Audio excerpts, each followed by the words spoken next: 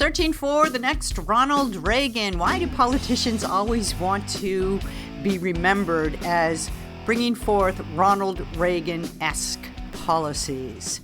There's a reason for that. And that's the topic of today's Bold and Blunt. I'm Cheryl Chumley, giving you a Christian conservative look at today's news, politics, culture, and events. Ronald Reagan consistently scores at the top of America's favorite presidents in surveys, except the surveys and polls that are conducted by the far left, right? If you go to MSNBC polls or polls like that, right, conducted from a far left viewpoint, Ronald Reagan, to them, is the absolute worst president ever. But discount that because they don't count. MSNBC is not speaking for the nation. Neither do any of the far leftist rags out there that constantly put Ronald Reagan at the bottom of the favorite presidents list. But let's read this. Or how about I read this, you listen. It's from Inside Sources. It was written May of 2022, so it's a little old. But it says, wanted, the next Ronald Reagan. And remember, this is during the pandemic and inflation, thank you, Joe Biden, and Ukraine and all that. Mass shootings, this person mentions in the lead. And generally speaking, Americans are dissatisfied with the political way of life. Thank you, Joe Biden. And then she writes this, and let me just say who it is. It's Sarah Chamberlain. She writes this: we need visionary leaders focused on empowering people, advancing policies both Republicans and Democrats can embrace, and renewing the spirit of American voters. Someone like Ronald Reagan. It's like the worse our government gets, the more corrupt our political system gets, the bigger government grows, the more we who value liberty and individual rights, that is, we in America who cherish American exceptionalism, we long for a return to Ronald Reagan days. And as this piece goes on to say, Republicans have spent the decades since the 1980s searching for the next Reagan to embrace small government, communicate an optimistic view of America, and inspire us all to make it happen. And keyword here, inspire. As she writes, Reagan inspired us. He boldly confronted the Soviet Union and laid the foundation for ending the Cold War. He calmed us after the Challenger disaster. He understood that no nation could long survive if its school children didn't learn basic skills. What do schools teach now? What do schools teach now? Transgenderism, right? He saw most Americans as good, honest citizens who want their children to love their country, worship God, and work hard to succeed. He disagreed with his opponents without demonizing them. Let's go back to what she wrote about how Reagan saw America filled with good, honest citizens who wanted their children to love their country, worship God, and work hard to succeed. Those three pillars are still respected by Republicans, by conservatives, by sane, patriotic Americans. We all look at those three things and say, yep, check, love your country, worship God, check, hard work to succeed, check, check. It's one party, though, that looks at those three things and raises their eyebrows, shrugs their shoulders, and starts screaming and throwing bricks through storefront windows in the streets. Yes, I'm talking about the Democrats, right? The Democrats have been turned into this sort of Marxist / socialist / communist party. They no longer represent ideals of America. They no longer represent the Constitution. They no longer represent most American citizens who cherish these three things still, right? Who believe in God, who love their country, and who believe that one's own efforts dictates one's own fate. With the accountability, the independence, the hard work, and all that tied up in that pillar, work hard to succeed. Democrats don't like that. Democrats, in fact, hate that. Democrats have become the party of anti-God, anti-America, anti-freedom. And this is why we don't have a political system where Republicans and Democrats can get along. It doesn't matter about the leader. It doesn't matter how great the leader may be. It doesn't matter how great the leadership qualities in the leader may be. If the people that he or she is trying to lead are at opposite ends of the spectrum, you can't unite good and evil, right? You can't unite those who are seeking to do good for the nation with those who are seeking to destroy the nation and find a common ground. It's like Israel and Hamas, right? How do you strike a peace deal with people who are trying to kill you and destroy you and eradicate you from the face of the earth? Even halfway, there is no midway point on that. We'll just kill half of us. Okay, we'll go along with that. We'll sign off. We'll just destroy half our property. No, you can't. There are certain factions that just can't be united. And when you have good versus evil, the two can't meet. A leader cannot adequately lead good and evil because evil will never side with good. Evil is always constantly trying to disrupt good. And if you look in stark terms at what's taking place in America, Donald Trump is a great president. Ronald Reagan was a great president. But when you look at the two parties, you've got one party that is working toward the good of the nation, the Republican Party, and the other party that has just been filled with the most wicked, evil elements who are trying to actively not just destroy the nation and the nation's government, but actually destroy generations of American citizens. Abortion, transgenderism. These are all aimed at individuals destroying humanity, not just destroying a political structure. So how do you unite that? How do you unite those two different factions? Well, very difficult to do.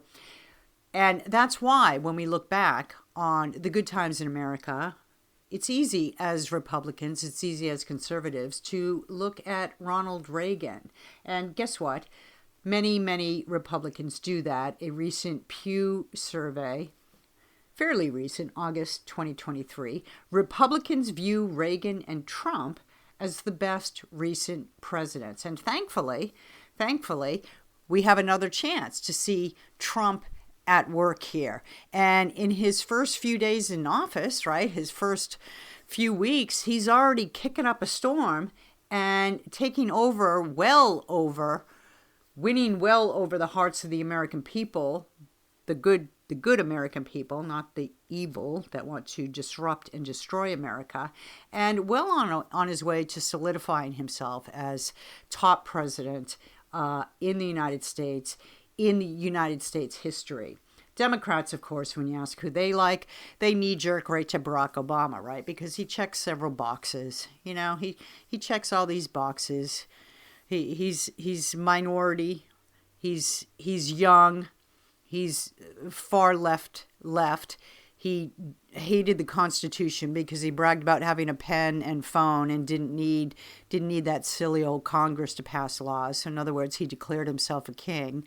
So he checks a lot of the Democrat preferentials, right? He basically steamrolled through and shoved through agendas that knew were going to go to court because he knew at the time that they were unconstitutional. Because back when he was a senator, he acknowledged that doing what he did as a president would have been unconstitutional. But when he was president, I guess he lost that concern for the Constitution and just shoved through things anyhow, particularly with granting citizenship to illegals, and he just let the courts sort it out, right? He did what he wanted and let the courts sort it out. So Democrats, of course, Democrats name Barack Obama. Who else did they have? Jimmy Carter? Come on. Or Bill Clinton. Bill Clinton was tainted, right? He got tainted by the whole Monica Lewinsky thing. And besides, Bill Clinton's as white as can be. You know, you can't... Bill Clinton could have forged peace in the Middle East. He could have found a cure for cancer. He could have found a way to make money grow on trees so that that Democrat notion of equity is just played out across America.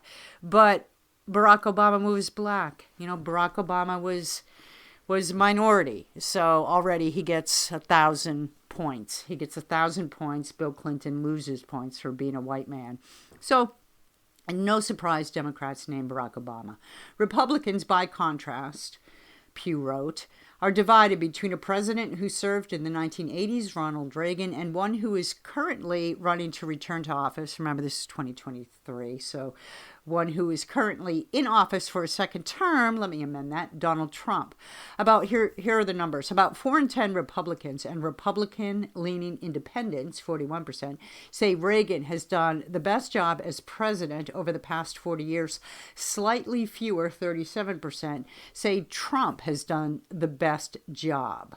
Nearly 6 in 10 Democrats and Democratic leaners, or 58%, say Obama has done the best job as president in the past 40 years. Far fewer name Bill Clinton, 19%, or Joe Biden, 7%. That's quite a feat for Joe Biden even to get 7%, Who is running for re-elect? No, skip that part because he already did run and he went down in flames because, of course, he got booted from his race by Kamala Harris, who went down in even hotter flames to Donald Trump.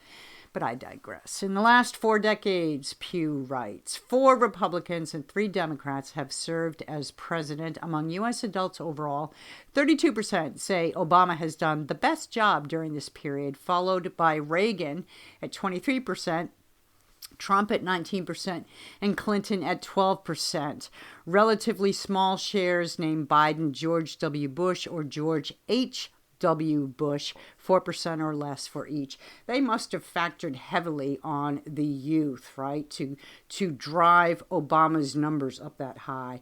You'd have to look at the sampling and go beyond and look at the actual data that Pew used to come up with these numbers, because I find it hard to believe that Barack Obama, according to U.S. adults overall, takes the cake as number 1 president.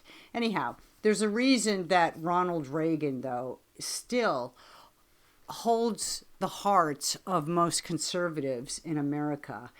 And a good reason for that is because Reagan just seemed to represent, or he just seemed to envision an America that we all wanted, no matter what walk of life we came from, no matter what the demographics were, no matter what community we grew up in.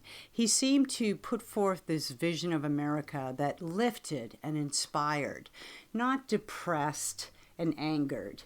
And just for a little bit more on that theme, back to inside sources, Reagan promised, she writes, mourning in America as a metaphor for national renewal. Kind of like Donald Trump, right? A new golden age. His 1980 acceptance speech envisioned the American people themselves putting the nation on a path to prosperity, referencing the shining city upon a hill repeatedly over 2 terms.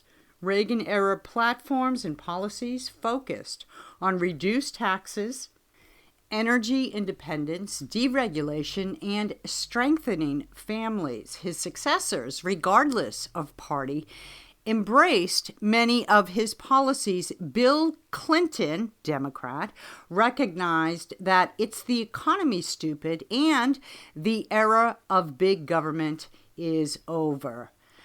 Now here comes the money quote, where we're at in America today. That essential unity of vision seems long past. And I put the blame firmly at the feet of Democrats, party of division, party of discord, party of chaos, party of little marching Marxists. But back to Reagan, and I have a guest today who worked with Reagan, knew him personally, and has just written a book about Reagan, which I cannot wait to read. His name is Frank Lavin. He is with the Hoover Institution at Stanford University, and the full name of his new book, Inside The Reagan White House, a front row seat to presidential leadership with lessons for today. Frank, I want to thank you so much for being on Bold and Blonde. So great to have you here. Cheryl, thanks for having me on. It's great to chat with you. Yeah, and I can't wait to get into the meat of our discussion. Ronald Reagan.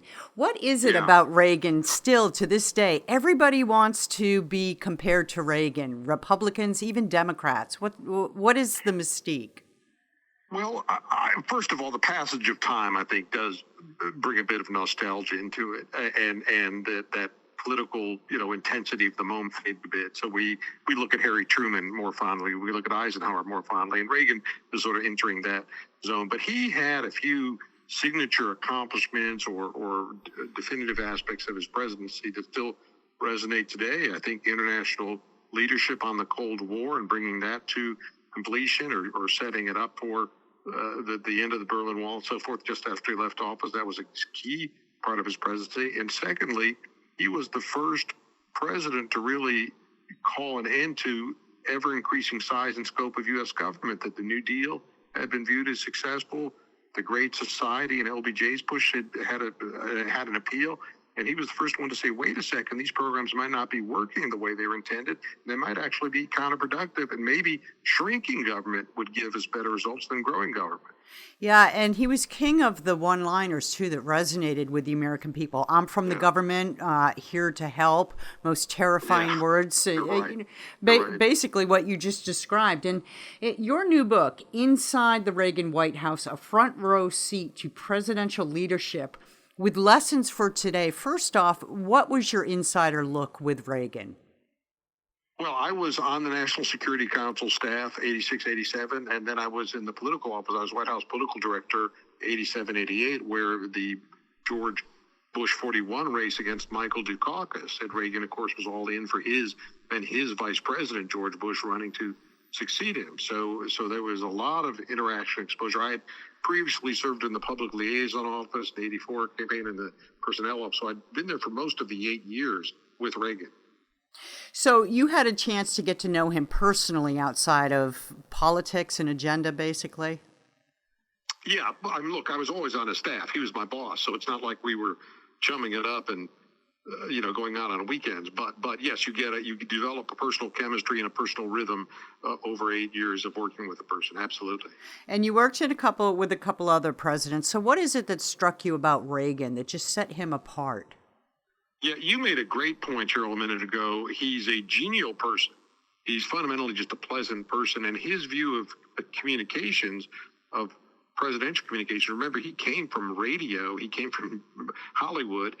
And his view was, I'm speaking to the nation. So I'm not just trying to speak to my base, but I'm trying to talk to middle America. And I'm trying to present my policies in a way that makes it as inviting as possible for people to join me. And I'm trying to just do outreach and build a coalition. So it was a bit different than some politicians today who really just speak to their base, really just speak to their fan club, so to speak, and sort of denigrate the other folks. Reagan would never criticize or denigrate political opponents, but always just try to be as inviting as possible. It seems to me, though, that there was an actual genuine love of country from Reagan that you don't get with other presidents. Am I off base on that? No, I think I can't speak for all other presidents, but I think he believed in the American dream, and he lived the American dream. Meaning he came from a very impoverished background, had to grapple with the Great Depression and grapple with childhood poverty. He got a college scholarship and was able to get there, and by luck he got into radio. So he was able to make something of himself. But his father was chronically unemployed. His father had a severe drinking problem. So he had a very rough childhood. And you think, boy, somebody from that background might grow up cynical or bitter or as you're suggesting, maybe even sort of hostile to the American dream. But he sort of said, look, I didn't have a lot of good luck as a kid, but I had a burning desire. I wanted to do something with my life. I wanted to make a difference. And so he was able to find his way without money behind him or without a famous name behind him or connections. He was able to make it. So that, I think, gives you a lot of belief and optimism about that American dream. So we've got President Trump today who strikes the same chord with his seeming love for America, but very different in the communications department. Yeah. And that's a turnoff for a lot of Republicans, right, who loved Reagan but do not like Trump. But do you think Reagan would have been able to be as gracious in his demeanor as he was then in today's political climate? And let me add something else. It's interesting that Trump is explicit and overt in embrace of patriotic symbols and the flag and love America. And I believe it's all genuine. But what's striking to me is not so much that Trump is explicit in that space. What's the real change in the last generation is the Democrats and the left, I think, have largely collapsed in that space, meaning Yes. John F. Kennedy was a war hero. John F. Kennedy had no problem playing that role, but, evoking some of the same symbolism that Donald Trump might today. But what is it about the left where they've really kind of soured or gone quiet on some of those? And my advice to any friend on the left would say, look, there's nothing stopping you from being as patriotic and pro-American as the fellow on the right. So don't become a prisoner of sort of the hard left ideology, which is maybe a bit anti-American, and embrace what Middle America wants, which is how can you lead a country if you can't believe in the country and support the country? Which is rather astonishing what Democrats are doing today. For example, with Doge, right? They can't even unify on the idea of cutting corrupted spending from our government. It's very odd. And I know you didn't. Yeah. Go ahead. You can weigh in. I was just agreeing with you. No, sure. But yes, because my advice to folks on the left would say, look, don't purely be oppositionist. If all you can do is say no when I say yes or say yes when I say no, all you're doing is reflexively being disagreeable. And what people want maybe is an alternative vision or some ideas or something substantive. And if all you're doing is haranguing me while I'm trying to go down a path that I think makes America better off, like reducing the size of government, I don't think you pick up support that way. So I think they're being a bit clumsy and a bit reflexive, and it's just sort of automatically oppositionist to what, and we saw that in the presidential address this week. I think they didn't play their cards well. They really are becoming Republicans' best friends, aren't they? With the midterms coming up. It looked rudderless to me. It looked right. If I were them, I would say, look, if you lose an election, the silver lining of a loss is you can be reflective. You can look at what you might have done wrong and you can make adjustments. And I saw, for example, Gavin Newsom, who I'm not a big fan of, but Gavin Newsom said, you know what? Allowing biological males to compete in women's sports is a bad idea, and we shouldn't support that. So Newsom, I think, picked up on it, saying, look, this is an 80-20 issue. Most Americans don't feel comfortable with a biological male in the girls' locker room. So you need to think that through, where you want to be on that issue. Yeah, and watch in the weeks to come as his own party tears him apart for making that move. Similar to what they did with Eric Adams in New York City for criticizing Democrats over the open borders, correct? Right. Well, that's another sort of 80-20 issue that most Americans or any walk of life said, look, you need some kind of border control. You need every country in the world has the right to determine who comes in and who's going to immigrate. U.S. has the same rights. So there's nothing. And by the way, Obama had remained in Mexico. Obama didn't have catch and release. So Obama was hardly a hard line on immigration, but he had controls, and Biden moves to the left of that, and Kamala Harris endorses Biden. I said, boy, you're really going down the wrong path. Well, it is solidifying the power structure of Republicans, at least, and that's good news if you're a conservative in America. So getting back to your book, Inside the Reagan White House, what kind of things can you tell listeners about your inside access with Ronald Reagan? Any interesting stories? Well, there are a lot of stories in the book, and you do get a flavor of the individual. The thing that struck me is the genuineness, meaning this. He was the same in private meetings and small group meetings as he was in the actual meeting. It wasn't an artificial element to the guy. He'd always light up when he was going on camera, like a trained actor, which he was. So we'd always go from a business kind of meeting, where we'd be having the pre-meeting. Let's talk about what's supposed to take place in the next meeting, where we have the French foreign ministers coming in, and we want these three things out of the meeting. So we'd have this sort of planning meeting, and then we'd go in to see the cameras and the French foreign minister, and he would light up. But he was the same personality. He was always genial, always hospitable, always trying to make sure he'd listen to the other person's concern. And then that allows you then to broach your concerns and say, here are the 2 or 3 things I'm trying to get from you, if I may. So that genuineness was always very important. If you want to learn leadership skills from your book, what can we take away from Reagan? I think there are 2 attributes of leadership that Reagan always followed. One is you have to articulate a vision. Where are you trying to go? Where are you trying to take this country? What is it that's going to make America a better place? So you have to be able to spell that out and sell that to the American people. So first is you have to have that vision.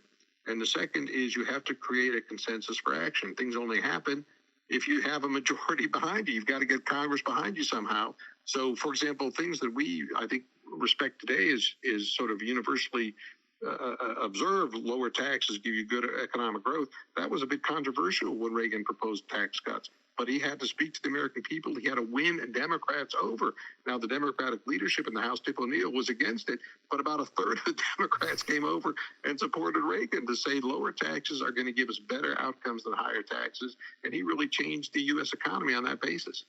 So he had some struggle both within his own party and without over his approach to winning the Cold War as well. How much can you talk about the behind-scenes narratives of that? Well, it was. Listen, he brought something very unusual to this conversation, that there was bipartisan support in the U.S. for a strong U.S. foreign policy that believed in military strength and working with allies. But what Reagan brought to that was he said, look, we're not going to just put up with a long-term struggle of going toe-to-toe with the Soviets. We're going to win. My view of foreign policy is we win, they lose. So what we want is a Europe that is free and democratic. What we want is the Soviet Union to give up all of its colonies, its empire, and we want the Western world and democracies and free markets to prevail over communism, which is what happened. But that in itself at the time was controversial, because if you believe that, Cheryl, you have to escalate, so to speak. You have to spend more money on defense. You have to believe technology and go with Star Wars. You have to work with allies and create coalition and keep the Europeans with you, keep Japan with you, Australia, and so forth.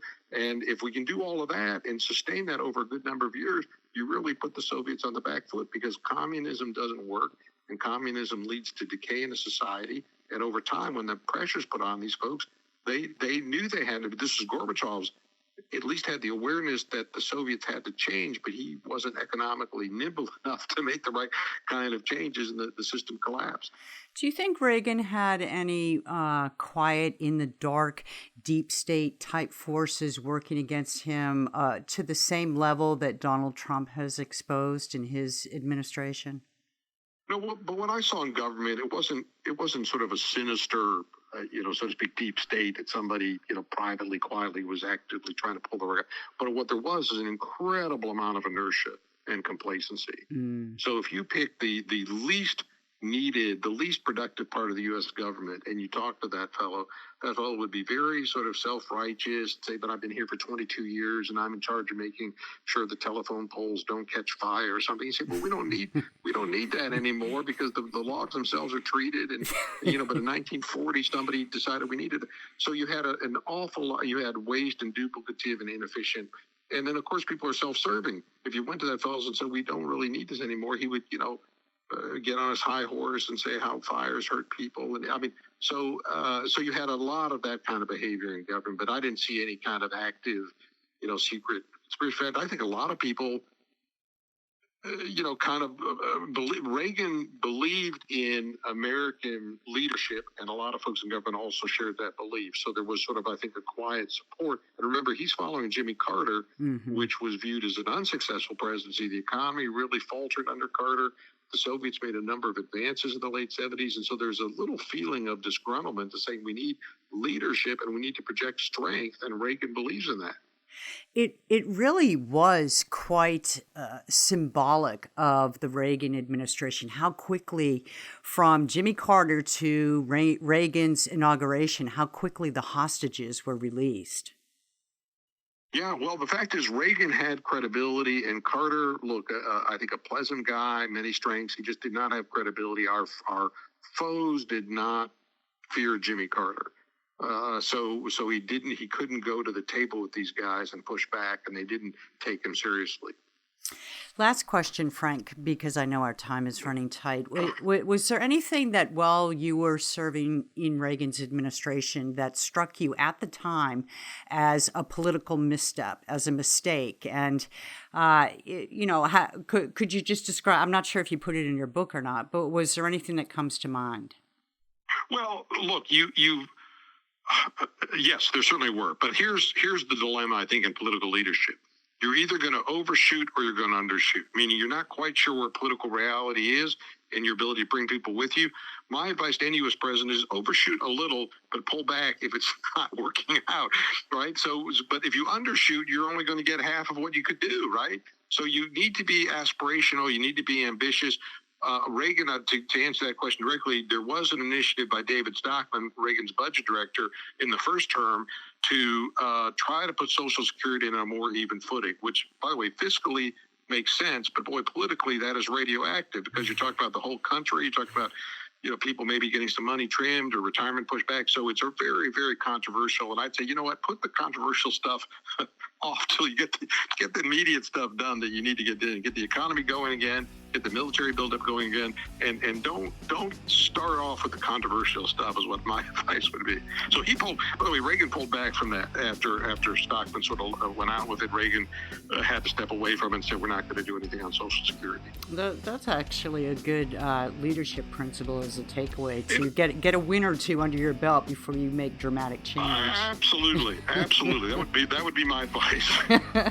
Frank Lavin, Inside the Reagan White House, a front row seat to presidential leadership with lessons for today. It's going to be a phenomenal book. I can't wait to read it. Thank you. Thank you so much for being on Bold and Blunt. Thank you for having me on. It's been a delight. Can't wait to read that book. It's going to be so interesting. I know it. And that is another Bold and Blunt. Remember, if you like Bold and Blunt, you may get Bold and Blunt at edify.app, at Real Life Network, at WashingtonTimes.com, and of course, wherever podcasts are available. And one quick reminder, don't forget to pick up a copy of my book as well, my latest, God-Given or Bust, Defeating Marxism and Saving America with Biblical Truths. So that's 2 books for you to go out and buy. Once again, thank you for listening. Tune in next time. In the meanwhile, don't forget, stay blunt, stay bold.